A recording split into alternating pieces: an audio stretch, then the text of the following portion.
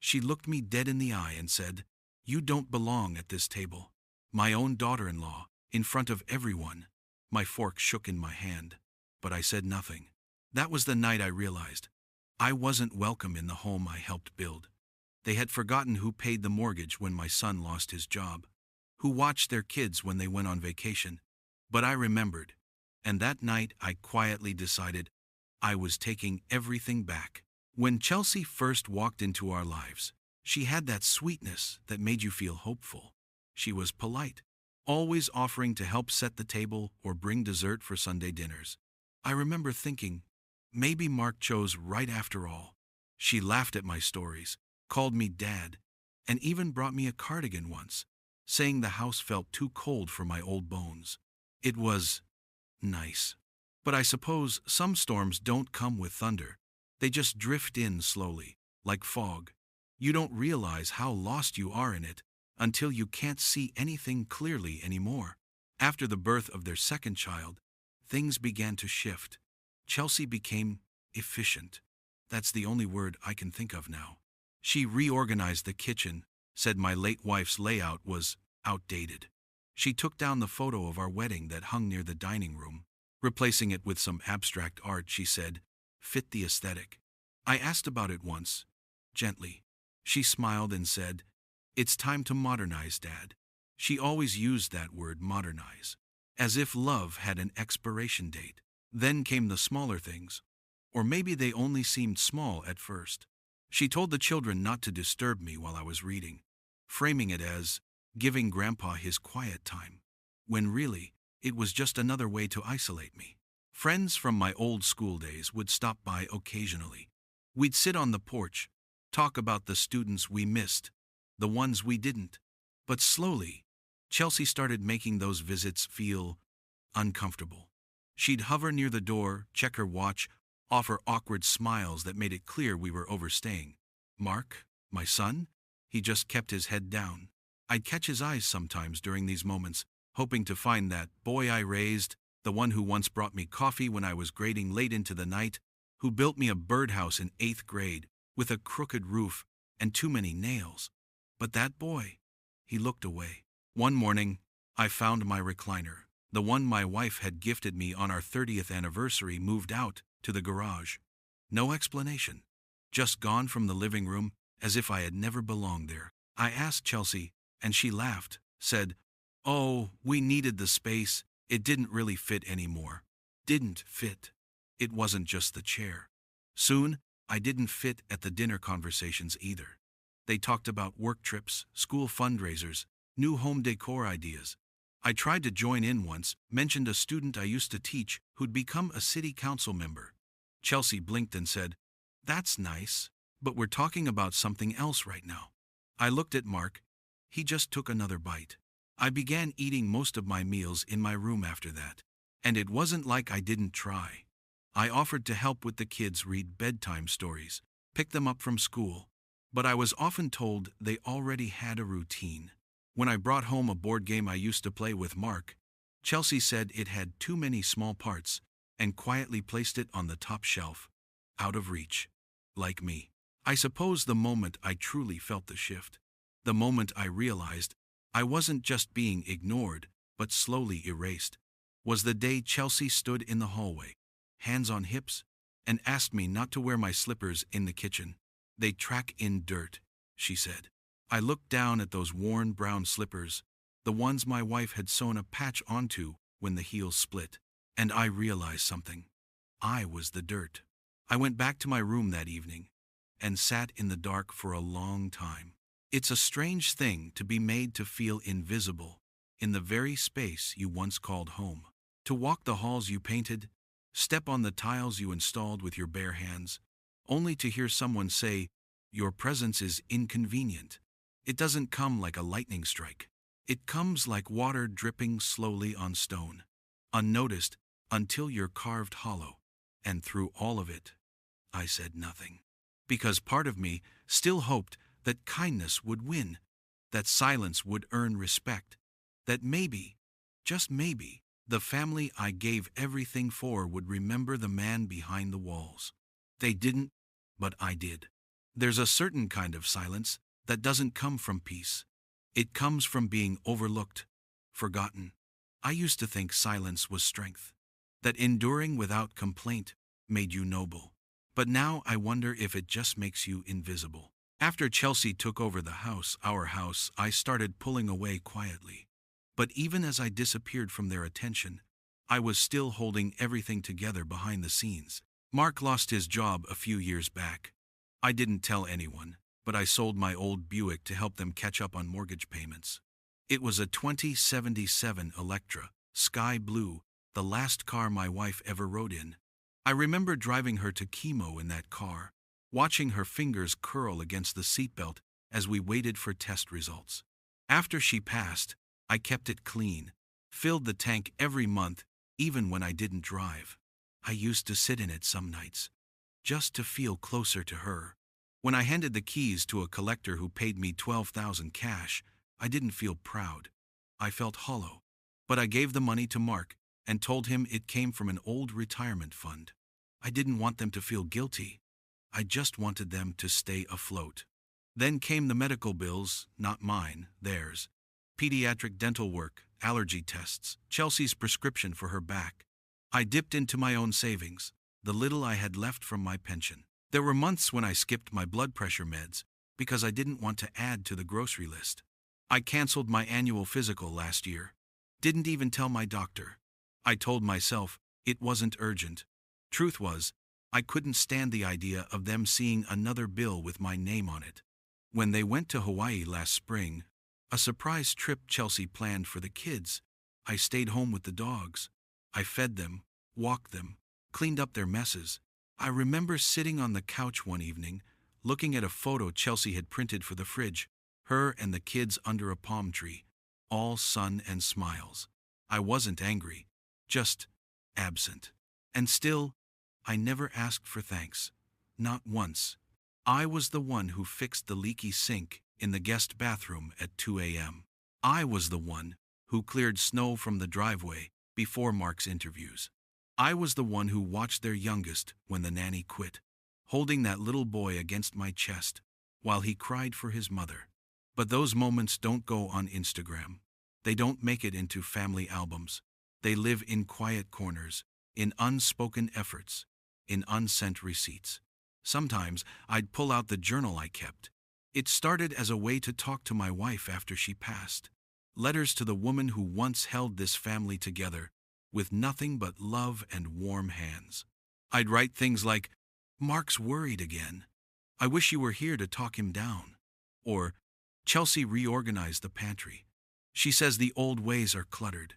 Small things, honest things. But as the months passed, the entries changed. They don't see me anymore. I miss being called by my name.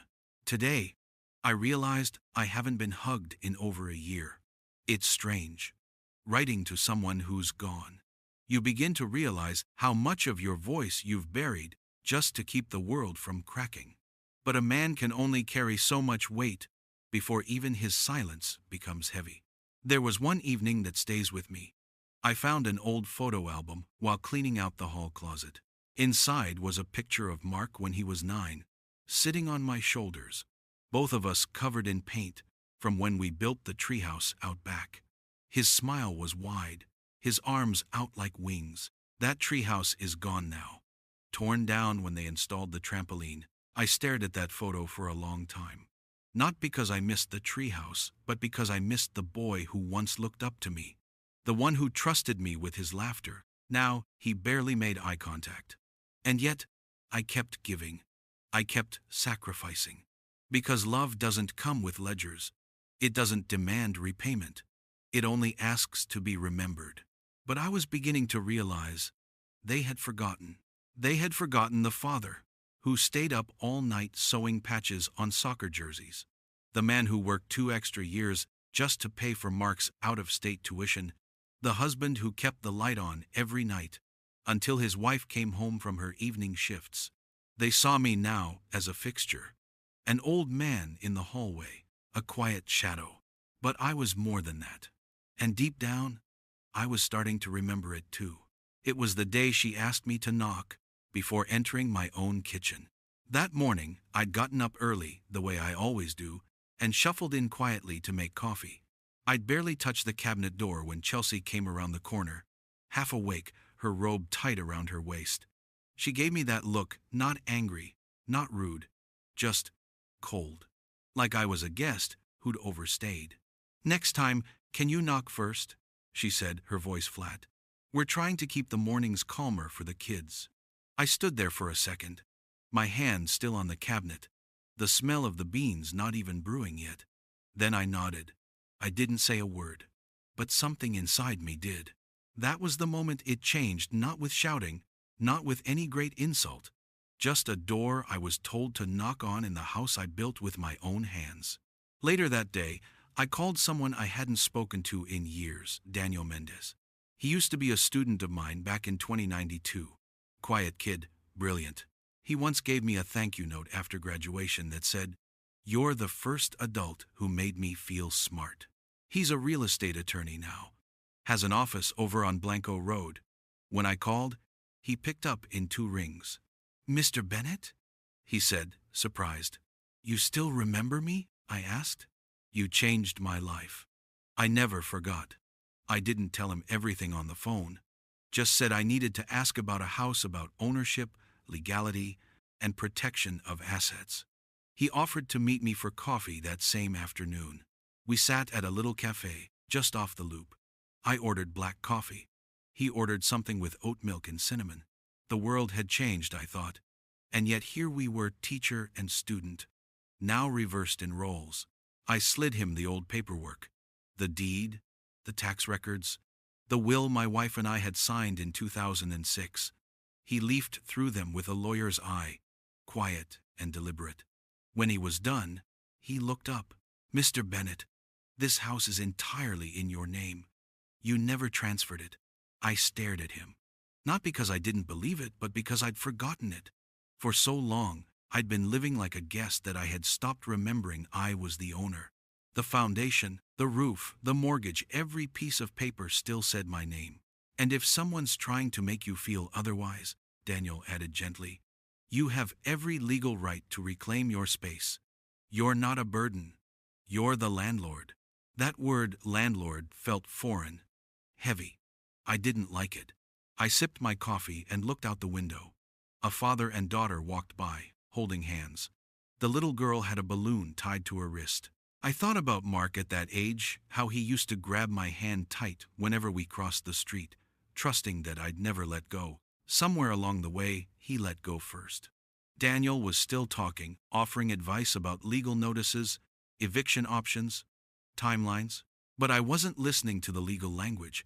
I was listening to something quieter, something older. A voice in my own chest whispering, "You still matter." For the first time in years, I walked out of a conversation feeling tall. Not angry, not empowered, just clear. Clear that I wasn't crazy, that I wasn't being petty, that I hadn't imagined the disrespect. Clear that the home I once built with calloused hands and late-night prayers didn't suddenly belong to someone else just because I stopped speaking. I walked home slower than usual that day. As I passed the old elementary school, I thought of the hundreds of students I'd taught, the lives I'd shaped, the families I'd helped. I thought of my wife, her apron still hanging in the pantry, untouched. And I thought about how quietly dignity can slip through the cracks if we're not paying attention. But not this time. This time, I had the papers, I had the truth, and more than anything, I had a decision to make. Chelsea said we should have a family dinner that night. She'd made lasagna, her version, with goat cheese and spinach instead of the simple beef and ricotta my wife used to make. I said nothing, as usual, just pulled my chair back an inch farther from the table and folded my hands. The kids were already seated, their faces glued to tablets until Chelsea barked for them to put them away. Mark was on his phone. He barely looked up when I walked in. I cleared my throat, just enough to announce my presence, and sat down at the far end of the table, not at the head. That seat had quietly become Chelsea's over the past year. We started eating. Conversations drifted around me. Work stories, home renovations, a planned ski trip I hadn't heard about. I picked at my plate, the goat cheese sticking to the roof of my mouth. I used to love dinners. We used to pray before meals. We used to laugh. Now, I watched as everyone ate while I sat in the past. At some point, Mark mentioned that his boss had complimented one of his presentation slides. Chelsea smiled, proud. That was my moment. I tried, just once, to join in. I smiled and said, "Reminds me of a student I had used to draw comics on his homework. Ended up becoming a graphic designer. Sometimes it's those small sparks you don't expect." It was meant to connect, to show I was still part of the world they lived in, still breathing, still watching. Chelsea looked at me and laughed. Not loudly, not cruelly, just enough to cut through the air. "That's nice, Dad," she said. "But we're not talking about old school stories right now." The words didn't hit me like a slap. They fell like dust, quiet, heavy, impossible to brush off. The table went quiet for a second, and then Mark picked up the thread again, as if nothing happened. But something had. I sat back in my chair. I didn't touch my food again. My hands trembled just slightly, not from age, not from illness, from the deep, familiar ache of being unwanted. And then it happened. Chelsea turned toward me, her fork halfway to her mouth, and said, loud enough for everyone to hear, "Honestly, you don't even seem like you want to be here most of the time." Then, she smiled, added casually, "Maybe it's time you started eating in your room again if that's more comfortable for you." My grandson blinked. My granddaughter looked down. "Mark?" He stayed silent. I didn't speak. Not a word. I just stood up slowly, folded my napkin with deliberate care, and placed it on the edge of my plate. My knees cracked as I pushed back my chair. I walked to the kitchen, poured the rest of my water into the sink, and rinsed the glass. Then I went to my room. I didn't cry. I didn't write. I didn't pray. I just sat on the edge of my bed, shoes still on, and stared at the floorboards. My wife once told me that dignity isn't something others can give you. It's something you have to decide to keep, especially when others try to strip it away. But that night, I felt like a man with nothing left to keep. I felt like a coat left on a hanger, present, but forgotten, necessary in winter, but invisible in spring. And the worst part wasn't what Chelsea said. It wasn't even what Mark didn't say. It was that it wasn't the first time I felt that way. It was just the first time I knew I couldn't do it anymore. I looked around my room, the only space in the house that still felt remotely mine. The bookshelf, the faded curtains, the small photo of my wife in her blue dress, framed and chipped at the corner. I whispered to her, "Did I fail them? Or did they fail me?" She didn't answer, of course. But the silence that followed was louder than any reply I could have imagined. That night, I didn't just feel broken. I felt gone. Have you ever been silenced in your own home? Please tell me your story below. I didn't sleep that night. Not really. I lay in bed, shoes still on, listening to the muffled sounds of laughter from the living room. They were watching a movie, some loud action thing, with car chases and explosions. The same one Mark and I watched together years ago, when his mother had gone to visit her sister. Back when he used to pull his chair close to mine and ask questions like a little boy still curious about the world. Now, they laughed without me. And maybe that was the part that hurt most, not the exclusion, but how normal it had become. At dawn, I got up, didn't make coffee, didn't check the thermostat. I just put on a clean shirt, slipped on my jacket, and walked out the front door without saying a word. The air was cool, that in-between hour where the world hasn't yet decided if it's night or morning. I walked slowly. My knees ached more than usual, but I welcomed it. Pain reminded me I still had a body, still had a life. I passed the school first, the one where I taught for 38 years. The building had changed. New paint, new playground, a steel fence where a chain-link one used to stand, but my name was still etched into the cornerstone plaque. Principal George Bennett, 1980 2004. Funny how stone remembers better than people. I kept walking, past the donut shop where Mark and I used to go every Saturday after Little League. They'd already opened. I didn't go in. Eventually, I ended up at the park. There was a bench near the duck pond, our bench. My wife used to bring breadcrumbs and feed the ducks while I read the newspaper beside her. She'd talk about everything and nothing. Her voice was my favorite background noise. I sat down slowly. The ducks were still there.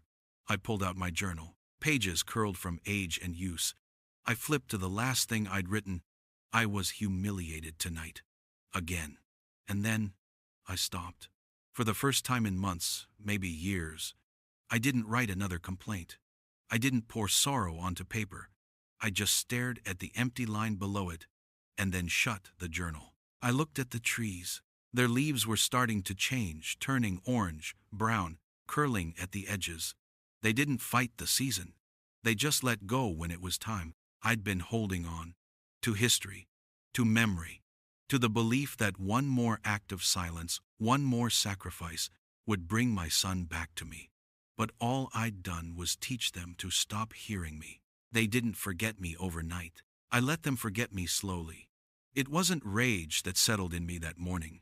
It was something quieter, firmer, like a post finally being hammered into the ground after leaning too long. When I got home, I made coffee. Just one cup. I sat at the kitchen table, the same place Chelsea said I didn't belong, and I wrote a letter. Not an angry one.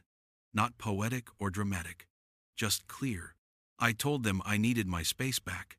That I was reclaiming my home. That they had 30 days to find a new arrangement. I didn't blame. I didn't scold. I just stated the truth. At the bottom, I wrote something I hadn't said in years. I still love you. But I love myself now too. I folded the letter neatly and placed it on the kitchen counter. And then, I waited. Not for an explosion. Not for an apology. But for the sound of my own footsteps as I walked back to my room, stood at the window, and realized for the first time in a very long time that I was no longer afraid. It didn't take long. By noon, the house was louder than it had been in months. I was in my room reading an old Western novel when I heard the sharp clack of heels on the kitchen tile, followed by the unmistakable slap of paper being snatched off the counter. Silence. Then a voice tight, high-pitched, trying to stay calm but already boiling. What is this? I didn't answer right away. I closed the book gently, marked the page with a receipt, and stood up slow. My bones ached, but I moved like I had purpose, like I wasn't afraid anymore. When I walked into the kitchen, Chelsea was holding the letter in both hands, eyes scanning the words again, as if she hadn't read them correctly the first time. Mark stood behind her, confused, not angry, just lost, like a man who missed the moment his foundation cracked and now stood in the rubble, wondering when the house fell. "You can't be serious," Chelsea said. I looked at her, not with spite, not with anger, just the same quiet gaze I'd used as a teacher when a student tried to challenge the rules, not to punish, but to make them understand the boundary was real. "I'm serious," I said. 30 days, that's plenty of time." She stared at me like I was someone new, or maybe someone she had never really known in the first place. Mark stepped forward. "Dad, why would you do this?" And that question made something inside me tremble. Because he truly didn't know, or didn't want to. Both were heartbreaking. "Because I've been invisible in this house for too long," I said. "And I won't be erased in the place your mother and I built." Chelsea laughed. A sharp, bitter sound. "This is about pride. About some chair and some lasagna and—" "No," I interrupted. Calm, steady. "This is about respect. And you stopped showing it a long time ago." She opened her mouth to argue, but I turned to Mark. "I raised you better," I said. "You watched me take care of your mother until her last breath. You saw me fix every broken pipe, pay every late bill, and never once ask for applause. But now, I knock before entering my own kitchen. I eat alone in the room your mother died in. And I watch my grandson look at me like I'm furniture." He didn't speak. His face was pale. Chelsea tried again. "You're going to throw your family out? Over what, your feelings?" "No," I said quietly. "Over the truth." The kids came down the hallway just then, sensing the tension. I smiled at them gently, told them everything was fine, told them to go play in the backyard. Chelsea looked like she might protest, but even she knew better than to argue in front of them now. She stormed off to the bedroom. Mark stood there, helpless. "We don't have the money to move out," he said softly. I nodded. "Then you'll need to find a way, just like I did when I had nothing but your mother's smile and a bag of tools." He looked away, his eyes blinking fast. He wanted to speak, maybe scream, maybe plead, but all he said was, "You really mean this?" I stepped closer and placed a hand on his shoulder. It shook beneath my touch. "Yes, I do." That night, the house was quiet. Not heavy, not angry, just still. I sat at the table and drank a full cup of coffee for the first time in weeks. Nobody told me to be quiet. Nobody asked me to leave. Nobody looked past me. I was alone, but I wasn't erased. And I finally understood something. Sometimes, reclaiming your place in the world doesn't require shouting or fighting. It just requires saying no to being made small. Would you have written that letter? Or kept the peace a little longer? Let me know below. They didn't speak to me for days. Not a word, not a glance, not even the usual forced pleasantries. I'd pass Chelsea in the hallway, and she'd turn her face to the wall like I was smoke. The kids were confused. You could see it in the way they whispered around corners, tiptoed into the kitchen, glanced between their parents and me like they were trying to solve a riddle no one would explain. Mark, he wore silence like a man wears a borrowed coat, ill-fitting, uncomfortable. Every now and then, he'd open his mouth like he was about to say something, then close it and walk away. Sometimes I'd catch him standing in the garage, just staring at the wall where my old tools used to hang. The wall he once painted with me when he was only 10. The packing started quietly. First, a few boxes in the living room. Then the garage was cleared. Chelsea did most of it. Efficient as ever, like she was organizing a business merger rather than moving out of the home I let her live in rent-free for 6 years. She didn't ask for help, didn't say thank you, didn't even ask for an extension. She was furious, but she was too proud to show it outright. Mark started sleeping on the couch. I could hear their arguments at night, muffled, tense. Words like betrayal, selfish, and "he's old and stubborn" floated up through the vents like smoke. I lay in bed, eyes wide open, staring at the ceiling, wondering how we'd come to this. Wondering when the son I raised stopped seeing me as his father and started seeing me as an obstacle. A week before they left, my granddaughter knocked on my door. She held a drawing, me, her, and a big sun in the corner. I was smiling in the picture. She said, "I don't want to go." I didn't know what to say. So I knelt down, hugged her tight, and said, "You'll always have a place in my heart, no matter where you live."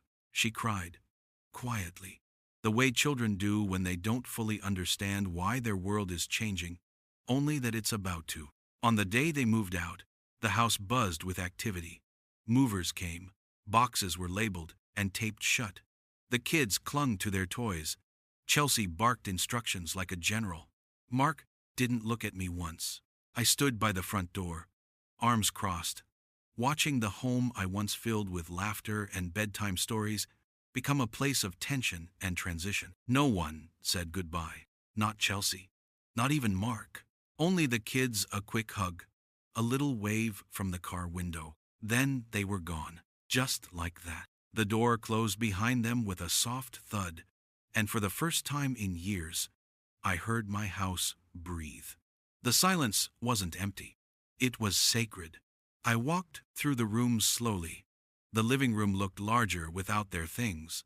The hallway echoed again. I ran my fingers along the kitchen counter where I'd left the letter, the same place Chelsea once told me not to walk without slippers. Everything looked the same, but it all felt different. Around sunset, I stepped out onto the porch. Saturday, in the old rocking chair, I'd moved back to its rightful spot. The wood creaked beneath me, familiar, faithful. The sky was painted in burnt orange, like the brushstrokes of a god who knew how to end a chapter. That's when I heard footsteps. It was my neighbor, Maria. She was carrying a bowl of caldo and a soft smile. "I heard they moved," she said gently. I nodded. "Good," she said. "It's about time you stood up for yourself." I didn't answer. Just took the bowl, nodded again, and let the steam rise into the evening air. Because she was right. It was time. The next morning, I woke up to silence. But not the cold, stifling silence I'd grown used to, the kind that settles between people who no longer speak, no longer see. This silence was soft, kind, like the house itself had exhaled. For the first time in years, I brewed my coffee without feeling like I had to tiptoe. The mug clinked gently on the counter. I opened the windows wide, let in the breeze, let the light touch the walls that had spent too long in the shadows. I sat at the kitchen table alone and read the newspaper cover to cover. No one rushed me. No one sighed at the sound of my spoon against the bowl. It was quiet, but I wasn't lonely. There was a peace in knowing I could move through my home without apology. I didn't have to ask where my things were.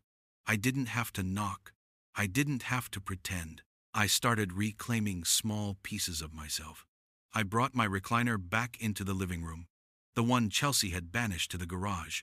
I wiped it down, ran my fingers along the worn leather, and placed it right where it used to be.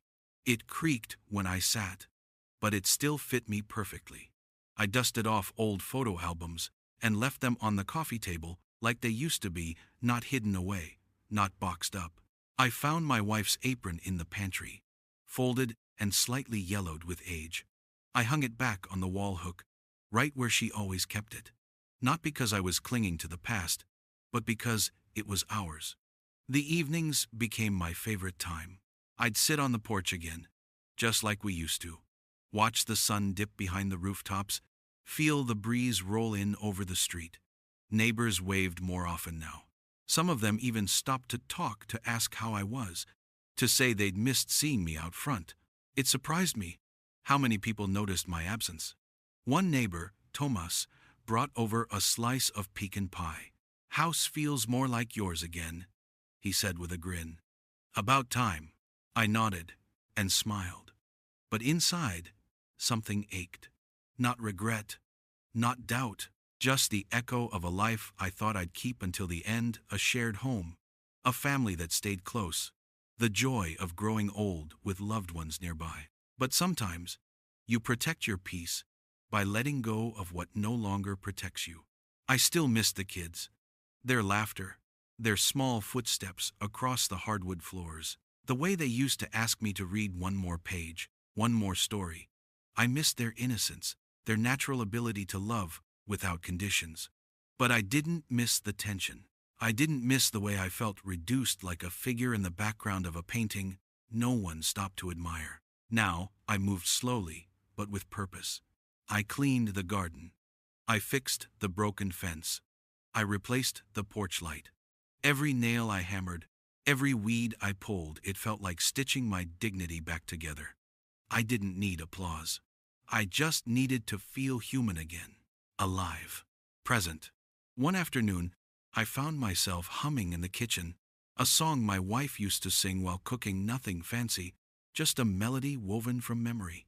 I caught myself halfway through, paused, smiled. She would have liked this version of me. Not the man who went quiet to keep the peace, but the one who finally stood tall again. The one who remembered his own name. Do you think peace sometimes comes after we let go? I'd love to hear your thoughts below. It had been 3 weeks since they left. The house had settled into its own rhythm, quiet mornings, long walks, soft jazz on the old radio. I started cooking again. Simple meals, nothing fancy. But I took my time. I stirred slowly. I seasoned with care. I even bought a pie crust, just to see if I still remembered how to bake. I did. The silence no longer felt like an absence. It felt like a choice. Then one Thursday evening, Just as the sun had finished bleeding into the horizon, I heard a car pull into the driveway. I peeked through the curtain. It was Mark. Alone. No kids. No Chelsea. Just him, standing beside his car with both hands in his jacket pockets, eyes scanning the porch like it held the answer to a question he hadn't dared ask. He looked older, tired, not just from work or fatherhood, but from the kind of heaviness a man carries when he realizes he might have broken something he can't easily fix. I stepped outside, didn't say anything, just opened the screen door and waited. He took 2 steps forward, stopped, looked at the ground. "I didn't know how bad it had gotten," he said softly. "I didn't see it." I didn't respond. Not because I was angry, but because some truths don't need echoing. They just need to settle. "Chelsea," he started, then stopped. Things weren't right between us. I see that now, but I let it get too far. I let her speak for all of us." He paused, looked up. "You were right." That sentence, those 3 words, hit harder than any insult ever could, because I never needed to win. I just needed to be seen, to be heard. Mark's voice cracked. "Dad, I'm sorry." I walked down the steps slowly, until I was standing a few feet from him. He looked like he expected a lecture, or, worse, silence. But I surprised him. I reached out, placed a hand on his shoulder, and said, "It hurts, son, but I'm still here." He nodded, blinking fast. His eyes were red, and for a moment I saw that little boy again. The one who ran to me after falling off his bike. The one who cried into my chest when his dog died. The one who used to say, "Don't worry, Dad. I'll always be on your team." Maybe life had twisted us, but under all that distance, he was still mine. We sat on the porch, side by side. No raised voices, no digging through blame, just silence. Shared silence. The good kind. Eventually he asked if we could talk more. Not tonight, not right away, but soon. I told him the porch light would be on. He smiled. A small one, but real. Then he left. And I stood there a while, watching his car disappear down the street. I turned to the porch, switched on the light, let it spill across the steps. Not as a welcome, not as a condition, but as a promise. A quiet one.